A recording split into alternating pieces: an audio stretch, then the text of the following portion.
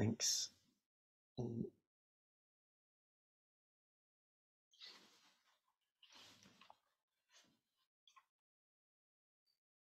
Yes, so Akuppa, yes, I've known since probably 1995, and I'm just going to spotlight you.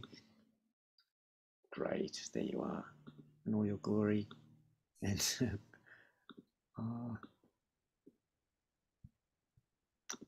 Akuppa, yeah, lives in the north of England, and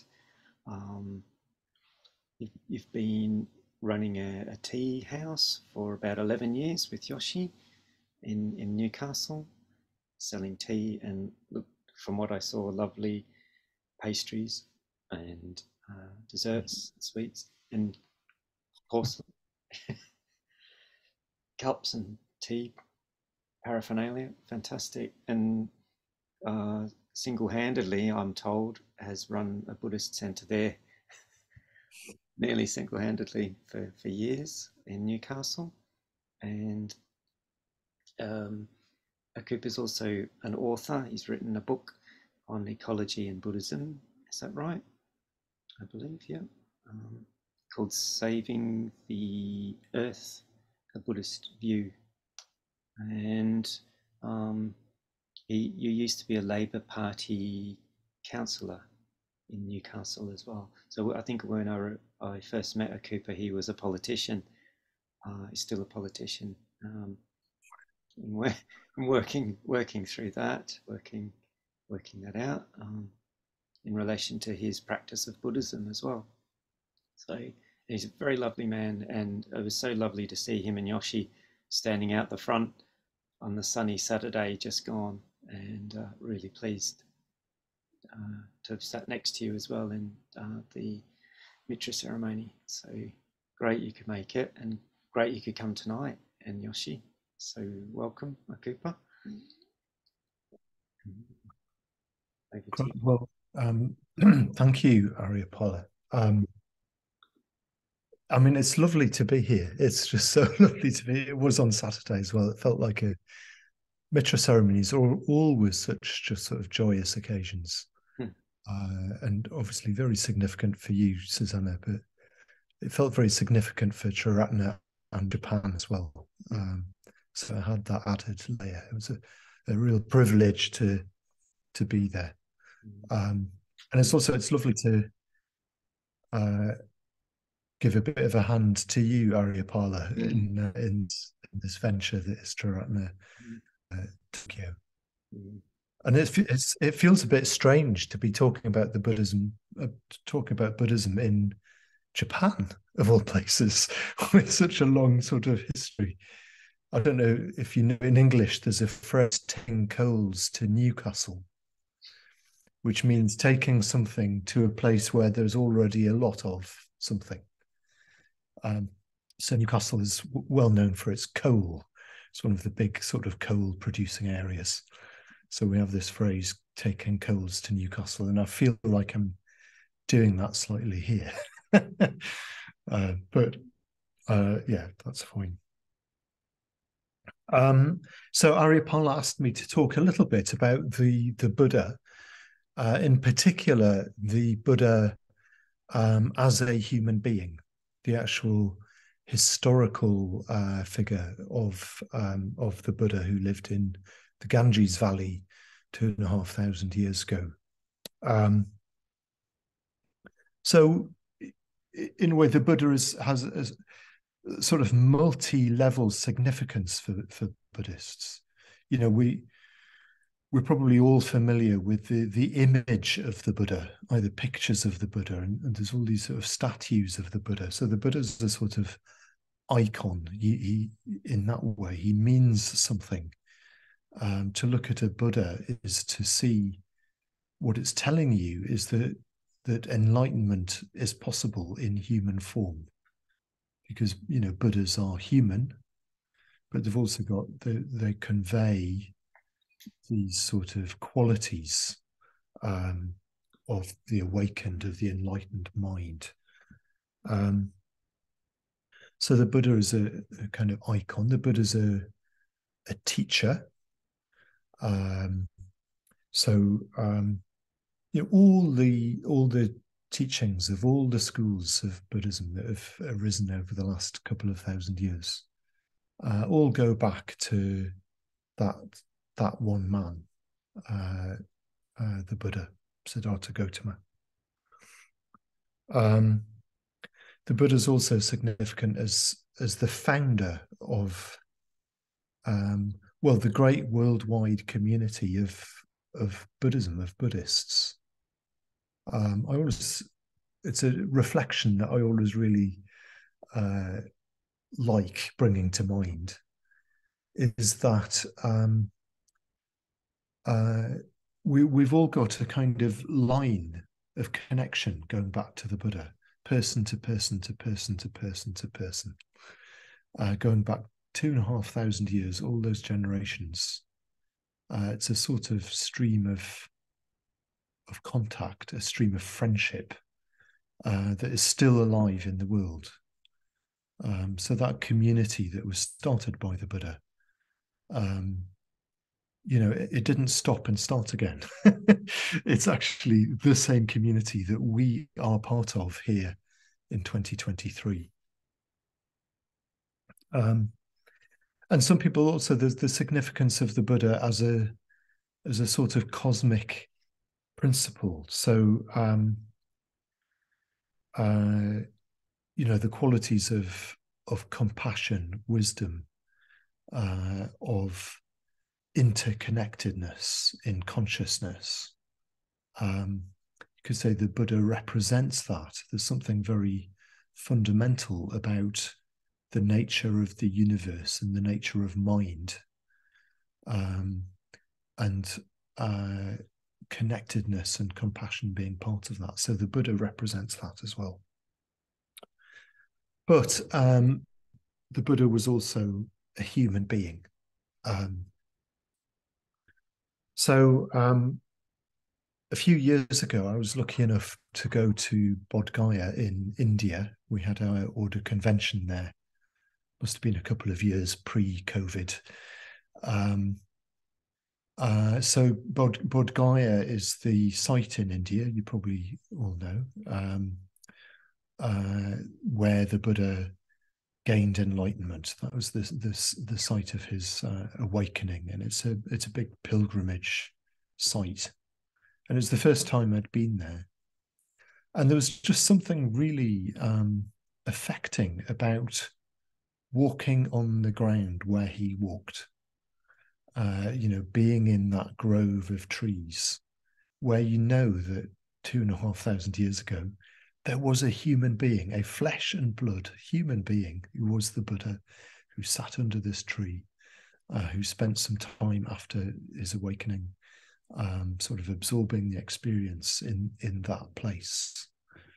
And it really, it brought it home to me how the Buddha was human. That he was somebody that you could sit opposite and talk to and have a conversation with, and that feels very significant because we are all human beings, and what he attained, we too can attain. So what I'd like to talk about is just trying to imagine a little bit. I've only got a little bit of time, so about what that might have been like. What was the Buddha like as a human being if you'd actually sort of met him in person? So what I'm going to start off by saying that the Buddha was someone who was very open. That he wasn't, you'd probably get the sense of someone not opinionated. Okay, someone who didn't have a sort of fixed position on things. This is a very important aspect of the Buddha, that he was in a way free from any sort of fixed views or fixed positions. He didn't he wasn't trying to persuade you of a sort of theory. Now, in India at that time was full of many, many teachers and philosophers, scholars, and so on. And it was almost like it was an industry. You get the impression of all of these sort of debates, people trying to sort of defeat each other in debate on sort of spiritual matters, spiritual and philosophical and ethical matters. But it seems that the Buddha just didn't want anything to do with that. You know, he just sort of seemed to regard it as a kind of waste of time, really. And it's just not what he was about. He wasn't there trying to convince anyone of anything. So I believe maybe, was it last week, Aryapala, you were talking about how the Buddha wouldn't take offense. You were telling me that this is something, that the Buddha just doesn't do. I mean, he did, you know, people would abuse the Buddha during his lifetime, would insult him and tell lies about him and so on. But the Buddha was always very strong on sort of telling his followers not to sort of get defensive and not to argue back, not to fight, to fight for on behalf of the Buddha. And the reason for this is, in a way, for the Buddha, there was nothing to defend because he didn't have this sort of fixed position. He wasn't personally invested. He didn't have a sort of ego investment in being highly regarded or respected as a teacher and so on. There was just nothing for that sense of being offended to sort of stick to with the Buddha. There's just this sort of quality of complete openness. There's a particular story which you might have heard of one of these scholars and teachers. They're called Brahmins, some of these scholars, religious figures, as you'll know, Pagar. There's one of these, a man called Dandapani, who came to the Buddha, and Dandapani means stick in hand, and that tells you something about what he was like. He was quite combative. He was he wanted to pick a fight with the Buddha, not a literal fight. He wanted to pick an argument with the Buddha. He wanted to try and defeat the Buddha. Obviously, did have a reputation, and Dandapani wanted to actually be seen to defeat him in argument. So one morning the Buddha was sort of sitting there under a tree, and along comes Dandapani, and he asks the Buddha, well, you know, as a way of starting this off, tell me what your teaching is. And he probably had lots of things rehearsed in his mind about how he would, what he thought the Buddha would say to that, and how he'd defeat the Buddha. But the Buddha answered on quite a different level. So what the Buddha said,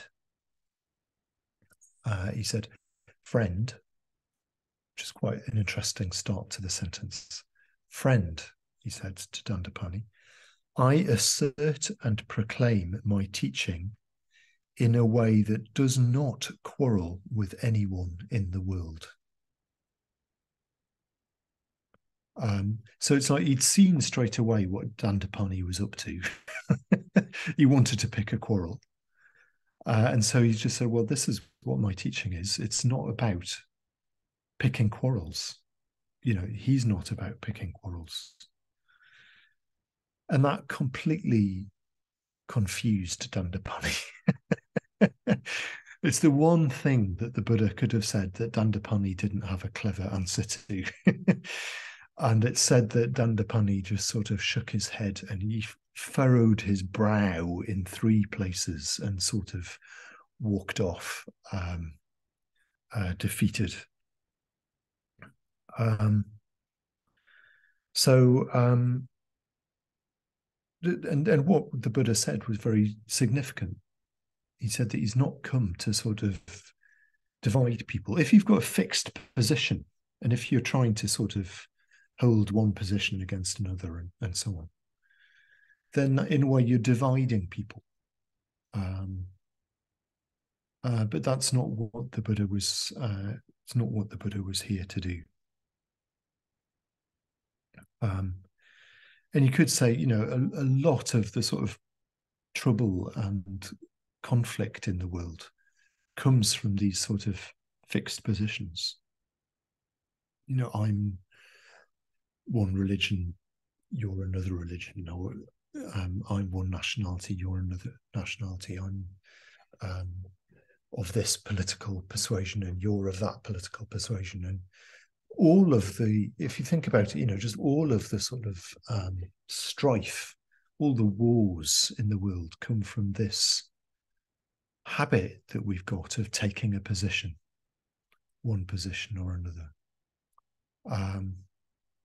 And fundamentally, that's just not what the Buddha did. So I think if, you know, you'd probably get a sense of this if you were to meet the Buddha, of just sort of free from all of that. There's another story of an encounter with the Buddha, which you may well have come across, and it's from a description of the Buddha by a man called Pingyir. So Pingyir was a follower of the Buddha. He'd come to the Buddha quite late in life after having followed a lot of these other teachers who were around, but never quite finding what he was looking for. So he came to the Buddha quite late in life and became completely devoted to the Buddha. But he was already getting on a bit and he couldn't sort of follow the Buddha around. But he gave this, there's quite a lot more to this, but I'll just sort of pick out some of the things that he said about the Buddha. That his voice had none of the glibness of pride. So, you know, sometimes it just comes across, doesn't it? If you hear someone talk and they've got a sort of personal pride going on, and there's a sort of glib, you know, this word in English, glib, it means sort of superficial and not very real. So the Buddha's voice had none of that glibness, none of the ingrained stains of ignorance. His words were full of sweetness and beauty. He's a universe of wisdom, a world of understanding, a teacher whose Dharma is the way things are, instant, immediate, and visible all around. So what the Buddha does do, he doesn't have a fixed position, but he just sort of says the way things are. He just sort of describes the way things are. Doesn't mean he doesn't say anything about anything. I don't know if you've ever perhaps come across a person who does this to some extent. You know, there are some people who are sort of quite gifted in the you know, if you sort of, if they're in a conversation, they'll just sort of cut through any sort of superficiality or anything that's sort of not quite right. And they've got this sort of boldness just to say how things are. Or they might say, oh, this conversation's a bit boring. Let's talk about something more important or something like that, you know. And it's good to be around those people. It can be a bit challenging, but I always find such people quite refreshing. Yeah, that just sort of able to cut through any rubbish and just sort of say things how they are. Um, um, not trying to be nice or polite or any of those things. So there was something of that in the Buddha, but on a sort of cosmic level, as it were. The Buddha would just be able to cut through, as he did with Dandapani. He just cut through straight to the heart of the matter. No, no sort of beating about the bush. I don't know if you know that phrase in English. Just straight to the point. So there was that quality of the Buddha, a kind of courageous honesty and truth about the Buddha, but also, completely free of any kind of cynicism or anything like that, because it all came from a place of complete kindness. So perhaps this is the second main thing to say about the Buddha, as well as that sense of kind of openness, of courageous honesty.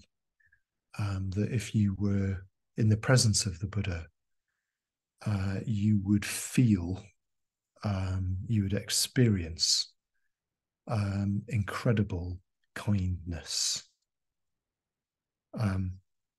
Now, again, that doesn't mean the Buddha being sort of nice or, trying to be pleasant to you. It's not that sense of kindness.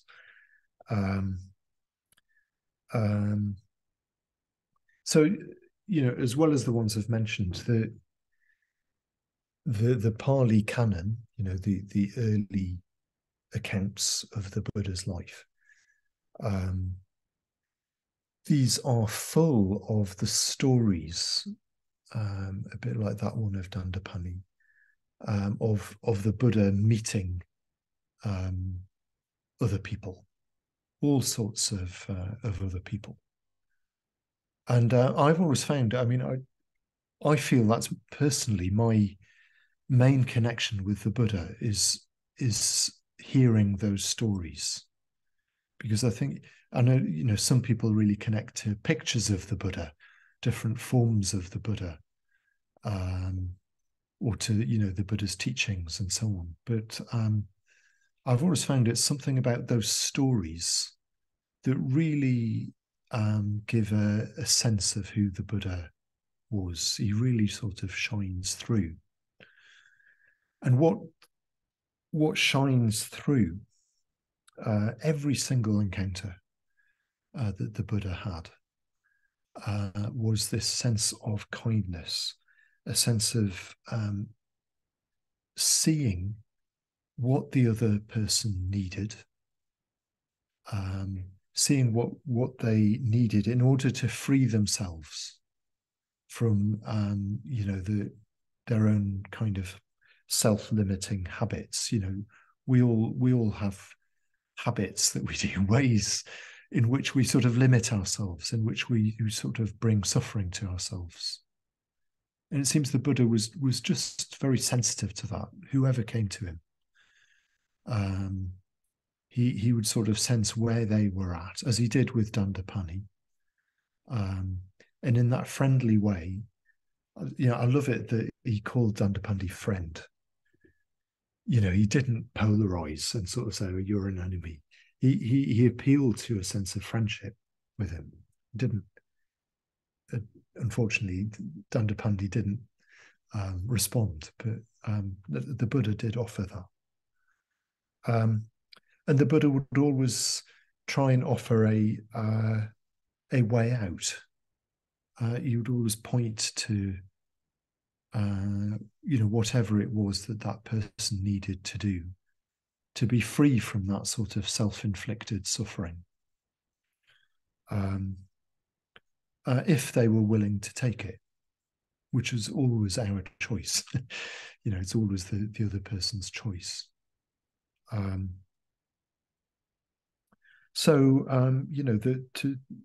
The Buddha had all these sort of meetings, like, you'd meet with kings, and with kings he would talk about the joys and the benefits of a simple life. He talked to these sort of scholars and philosophers, the Brahmins, and talk about freedom from fixed view, freedom from arguments and opinions. You talk to a grieving mother and offer her, in a way to find acceptance of the death of her baby. He would talk to people of so-called untouchable status in India at that time, and he would point the way to dignity, and freedom from chains. The Buddha would talk to a murderer and point out the way, show the way to freedom, to renunciation of violence, to change on that very sort of important level. And to those who were receptive up to him, those who wanted to follow the Buddha, he offered a path. He offered a very practical path of liberation that starts from wherever the person is. It's something that we can do today. It's not a philosophy. It's something we can do, a path of ethics, a path of meditation, and a path of wisdom reflection, reflecting on the way things are for ourselves. And that path is available to every single person. It's a sort of helpful path. It's not just philosophy. It's something practical that we can do. And in every encounter, the Buddha sets out that path. So all of this comes from the Buddha's kindness, the Buddha's compassion. As I say, not sometimes that meant being quite direct. Sometimes it meant being helpful to the sick monk with dysentery. It meant helping to clean him up and make sure he was looked after. Whatever was needed. That's what the Buddha is. Very practical kindness, a liberating kindness. In a way, that was possible because he didn't have a fixed position. In a way, he was just this sort of outflowing of kindness. That's all there was there, you could say. There wasn't an agenda. Yeah.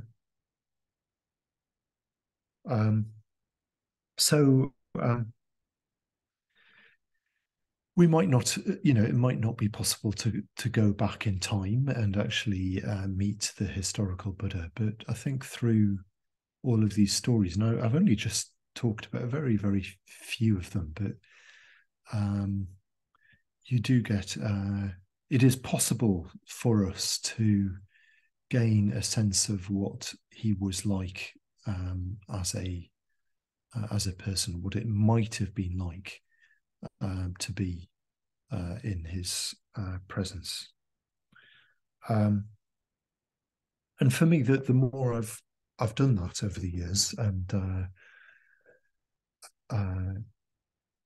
sort of heard these stories and read these stories, the more the Buddha sort of ceases to be just a kind of idea or a statue or some great high ideal or something like that, though he is that.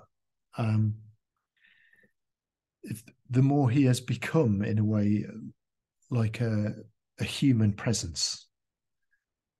And I think that's available to all of us in a way, a sort of sense of a human to human connection with the Buddha, a sense of his personhood. That enlightenment isn't just an abstract thing; it's embodied in human form, which is a way in which we can relate to it. Yeah, heart to heart, body to body, mind to mind.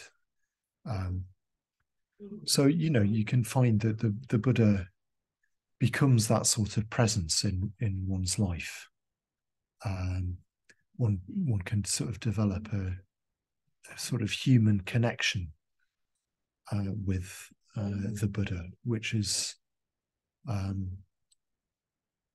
just incredibly enriching and helpful, and to have that sense of the Buddha. Okay.